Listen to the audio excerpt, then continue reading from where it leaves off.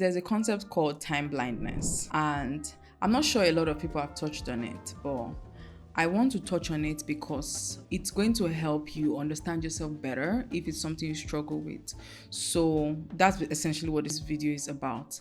If you notice that you struggle with chronic lateness, right? If you struggle to actually estimate how long things take, you struggle with keeping deadlines, managing projects the way they should be managed, you might have time blindness. That's what we're essentially talking about today. Welcome back to the Tribe Clan. This is a space for high performers, leaders to work on their most important asset, their well-being. And I'm your host, Judith Gbadebo. I am a psychologist and a well-being partner. So if you'd like to work with me on a personal level, you can get more details in the description below.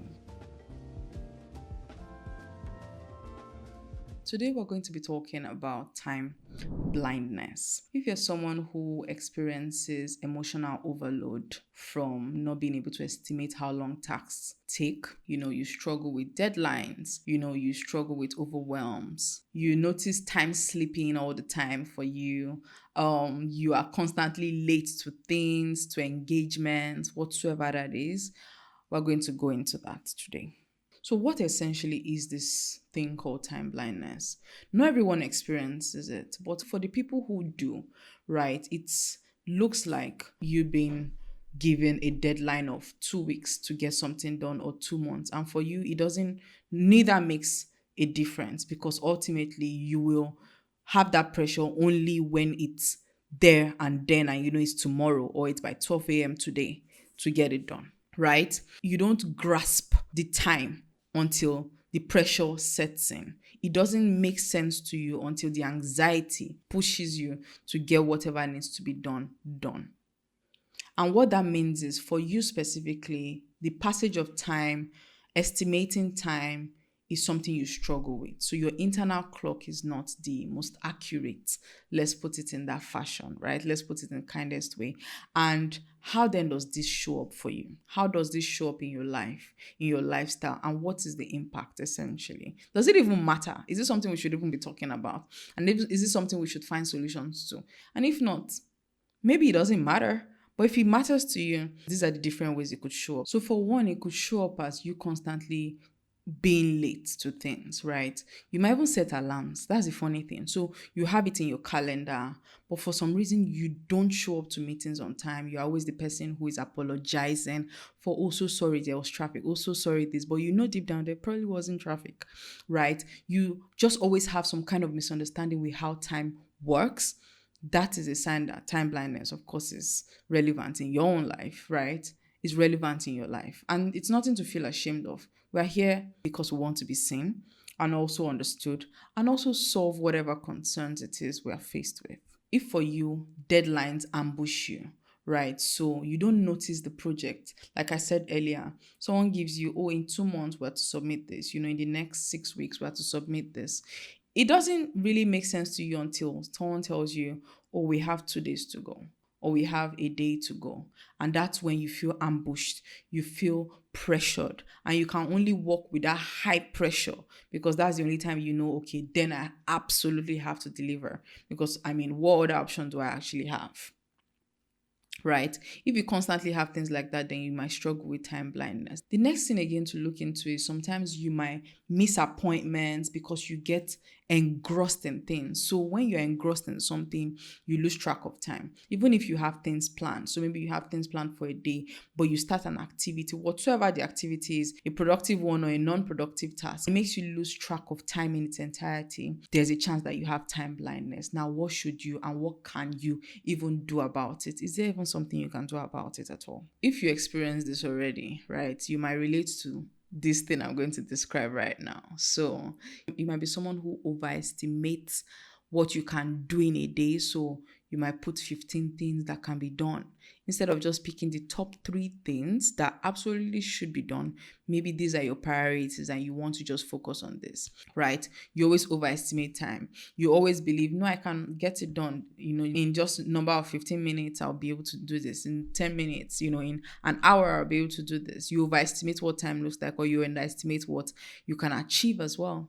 That's time blindness. Now, the things you can do about it are simple, right? We already know that when you have this time blindness, there's a chance that your anxiety would increase, especially because of the deadlines we already talked about. Understand that dissatisfaction will also be there because you're not very pleased with the fact that you constantly fail yourself. So, failing yourself in this regard looks like I might overestimate the number of things I can achieve, and because I constantly am not achieving them, I am not pleased, right? I'm not pleased with my productivity. I'm not pleased with what my output is. So you're just in a constant state of dissatisfaction. That's not good. That's not where we want to be. We've already identified now that the internal clock might be broken. Okay. Can we make the clock external? Can we make time more visible to us? Is it possible? Right? Yes, it is. Now, a simple way to do this is if you notice that you have time blindness, make time clearer, make it unquestionable, make it undoubted, make it very clear what it is that needs to be done, when it needs to be done. Okay, make it very clear and very accountable for yourself. The reason we're doing this is to externalize time, right? So we don't overestimate or underestimate. So, for example, you're working on certain things. You want to plan your day, for example. Oh, I have this number of projects I need to achieve. I have this number of deliverables I need to make sure are done. Or maybe today is my leisure day and I want to make sure I'm, immersed in my self-care. I want to plan appropriately, whatsoever that looks like, right? Making it visible would then look like, okay, can I set my calendar very clearly? This time block is going to be for this. This time block is going to be for this task. This time block is going to be for this task. And with that, I'm going to actually estimate what it would require, right? And for me to also not fail, it would now look like the time block I'm to do this. Can I set actual timers? So, for example, you want to do deep work. Now, deep work might mean that you're doing 2 hours, then you have Pomodoro space, right? So, for the 2 hours that you're going to be sat working, okay, can you have a visible clock somewhere on your screen?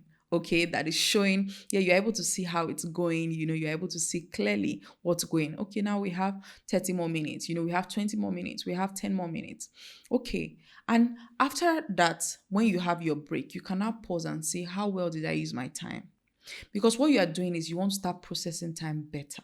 You want to start making time make sense. You want to start bringing time to reality instead of it being just abstract. Because now we already recognize that, yes, it's been abstract for a very long time, but we want to now make it real for us. Okay? Make it true for us. Take it from that internal broken system to externalizing it, from abstract to real, practical, visible. Make it even fun for yourself. Another thing to do if you notice you have time blindness is that you cannot rely on your memory. Yes. So you can't rely simply on your memory. And that's why we live in a world right now where tools are there for us, really. So if you say, oh, I'm going to remember to do that. Oh, I'm going to remember to do that. Oh, I have that conference to attend. I'm absolutely going to remember. No. Use the tools you already have at your disposal. Set those calendar reminders. Okay. If you have an assistant working with you, have your assistant remind you at the appropriate time, okay? Or even give your assistant buffer time to remind you so you even have time to prep yourself, okay? So you have certain deliverables, okay? Remind me 2 days ahead of the time to submit this thing. Okay, remind me a week ahead of the time to submit this thing. Make it clearer, right? Externalize it and make it real. Take time away from the abstraction that it currently is in your life. So when we make time visible, we've externalized it, right? We are also going to help our memory. Another thing that we need to do is also add buffers. Now, adding buffers can look like, if in the past I would have just given myself 15 minutes to do a certain task, and after reflection, after externalizing it, time blocking, I now see that, maybe 30 minutes is more appropriate. Then I give it 30 minutes instead. Or maybe going for an appointment, I said, I'll be there in 45 minutes, not putting into cognizance that you live in a city where there might be traffic, there are other contingencies that you might not be able to plan for. And instead, give yourself maybe 30 minutes buffer time. So you are there at a time that actually does make sense for you, your commute time, and everything that is required. So allow yourself buffer as well, okay? This will help you to be in a much more regulated state emotionally. Because the reason we're actually touching on time blindness at all is that if you're someone who tends to have attention difficulties, right? Yes, you can be a high achiever who has attention difficulties. If you notice that about yourself, and time blindness is one of the ways it shows up. So please don't, if it doesn't relate to you, fine. But if it does relate to you, this is definitely helpful, and that's the reason for this. Now, if attention is something you struggle with, being able to keep your focus, hold it, and all of that, having a way to structure your time much better is really a non-negotiable for you. So ultimately, to avoid us struggling emotionally through this entire process, right? To avoid us having that constant anxiety, constant dissatisfaction with ourselves. Oh, why am I not able to do this? Oh, why do I have to always wait for pressure to get me to do things? And I'm not able to provide my best work because, of course, I'm doing it at the tail end of the delivery, right? Why can't I do much better? And I'm beating myself up. Instead of that, right, how about we prepare? How about we understand ourselves better, come from a point of compassion? And when we actually come from a point of compassion, you see how we're able to, okay, let me use these tools to get things better for myself. Maybe internally it's not working, right? Or maybe I need to train it to be stronger internally. So maybe I use the external to improve internal clock, right? It doesn't mean it's completely broken. It just means that my concept might be too vague, right? Let's make it much more real. Okay. So I hope this concept of time blindness and how we can manage it is clear, right? I hope it's simple enough as well, because that's really what I want. I always like to keep things very, very simple. So yeah, that'll be all for the video today. Remember that the Tribe Clan is a space for leaders to be themselves outside of the pressures of perfection. So yeah, that's all for the video. I'll see you in the next video. Bye.